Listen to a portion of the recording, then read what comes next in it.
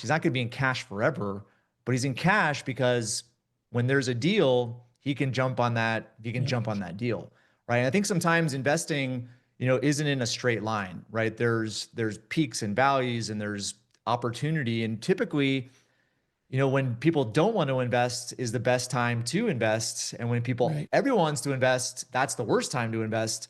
So really having liquidity is vital, right? In order to make an investment, right? So if you are a professional investor, typically they have cash, and they have cash maybe for a year or 2 years or 3 years. And that's the benefit of, I would say the loan provision, because you're not choosing between one asset and another. You can do both. You can leverage a policy loan to invest and have both.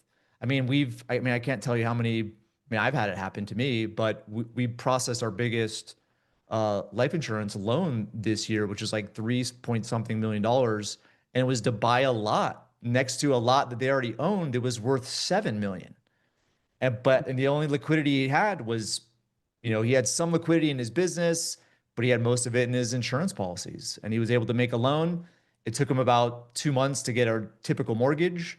And then he paid back the policy loan with the mortgage. So it's one of those, like, again, if you look at strategy isn't a straight line. I think that's where financial planning gets it wrong, is like, okay, if you do this for this long and earn this average return, you're going to get these results. But life, life isn't a straight line, right? Life is all over the place.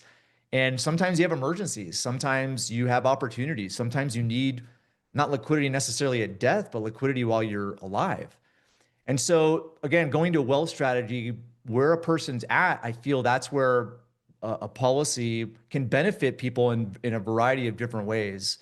You just have to look at, okay, what are your priorities? What do you accomplish financially? What's the outcome that you want?